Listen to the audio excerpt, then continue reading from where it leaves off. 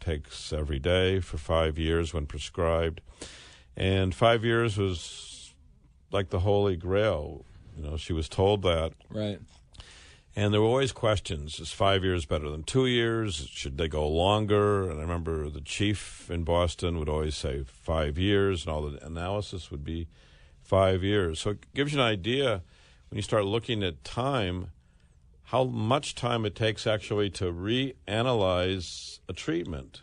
So if you think about a medicine that's been around for decades, is 5 years better than 10 years? Is 10 years worse? Is 10 years better? And finally, there's been a randomized study that looks at tamoxifen 5 years versus 10 years.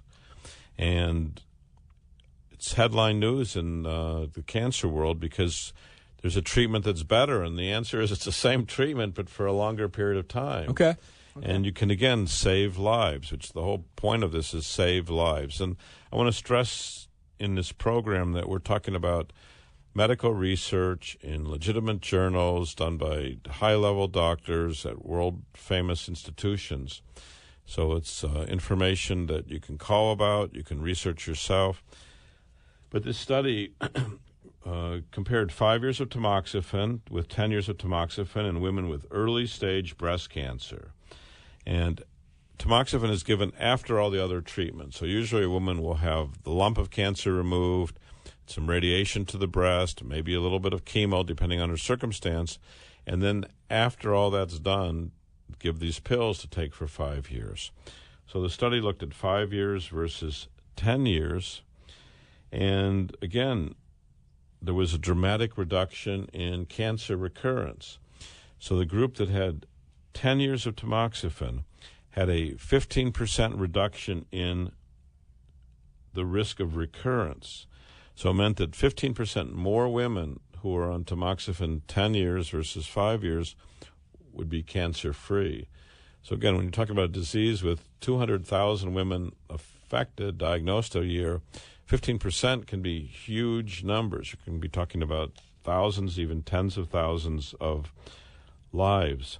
And also, the study showed that there was a 9% reduction in death from cancer with 10 years versus 5 years of tamoxifen. So you're talking about no significant change in the rest of the body. There was no increase in mortality from other causes.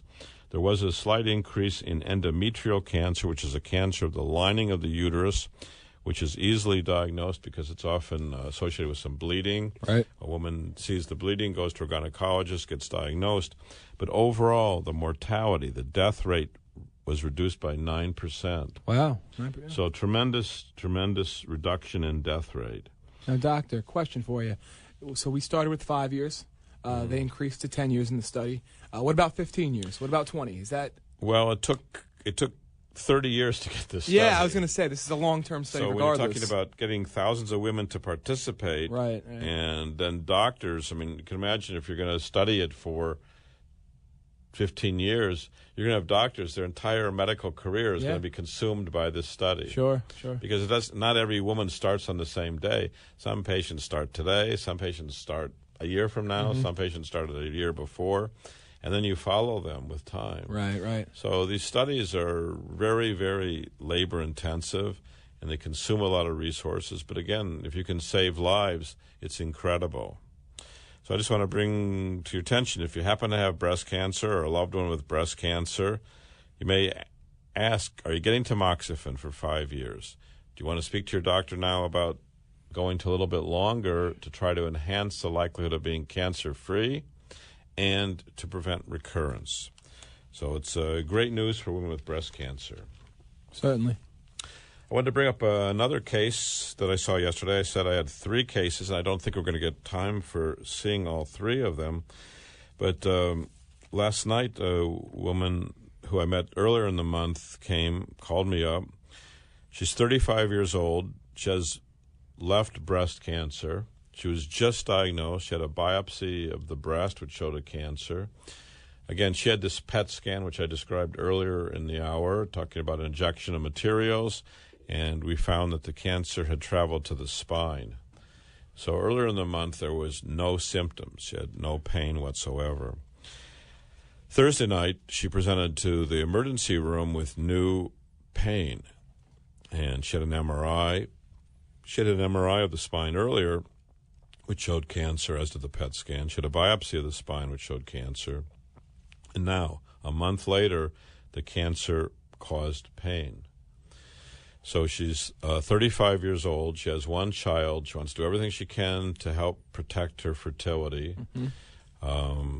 She was in an outside hospital, and they were going to do standard radiation. Standard radiation means it's what's standardly done.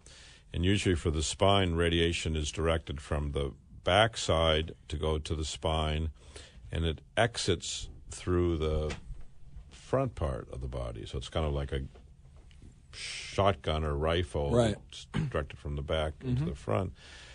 And the cancer was located, and her pain was located in her lower spine.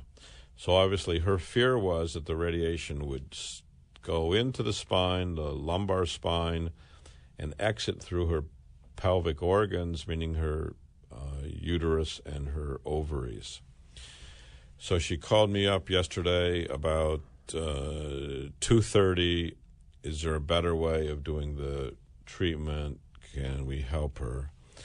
And I told her that I believe that there is. I think that you can give focused radiation where you just focus the beam on the cancer and try to avoid unnecessary harm to other organs. You can use more beams of radiation that all converge on the cancer rather than one beam that just goes from the back towards the front.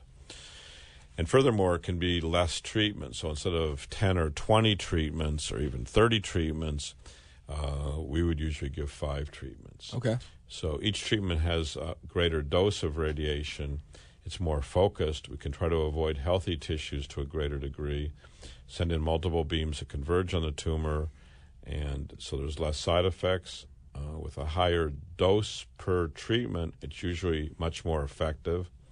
Our effective rate is about 90%. So we obviously can't promise anything to anybody, but we've studied thousands of patients that we've treated, and we feel that most likely we can reduce her toxicity and improve the effectiveness of treatment. Sure, 90% is a strong number.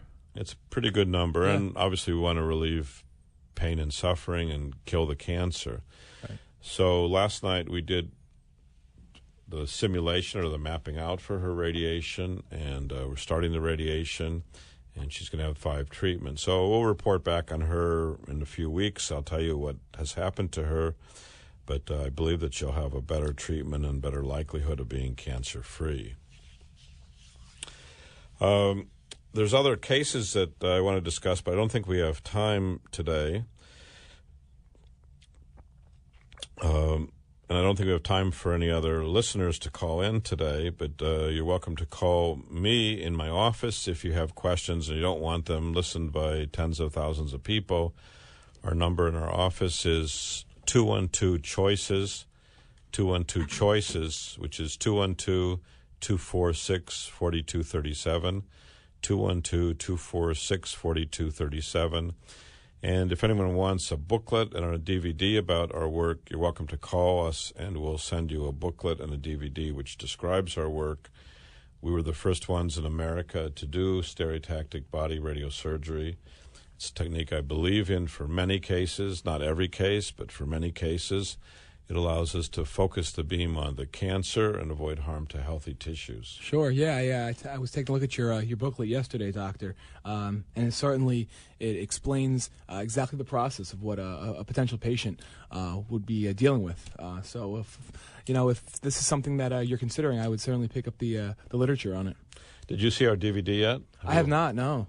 You may want to take a look at the DVD. Will. One of our patients actually was the moderator, and she put questions that a patient would ask. Okay. And she was actually the sister of a patient. She brought her family from out west in the United States. She researched all kinds of cancer treatment for her brother and then brought him, and she describes the results of the treatment and brings in other cases and other indications for treatment. So it's certainly something to consider when your life's at risk and you're wondering what's the best treatment for yourself or your loved one. So I appreciate you listening. I know it's early on a Saturday morning, and there's lots of other things you can do, including sleeping late, which certainly not sounds us, doctor. appealing, but not us. So we're going to have this show on every week. We hope to see you and hear from you next Saturday morning, 6:30 to 7 on WABC 770 Radio. And again, during the week, please call us at 212-CHOICES, 212-CHOICES. Thank you very much. Have a great week. Thank you very much. Have a great week. Thank you very much. Have a great week. Thank you very much. Have a great week.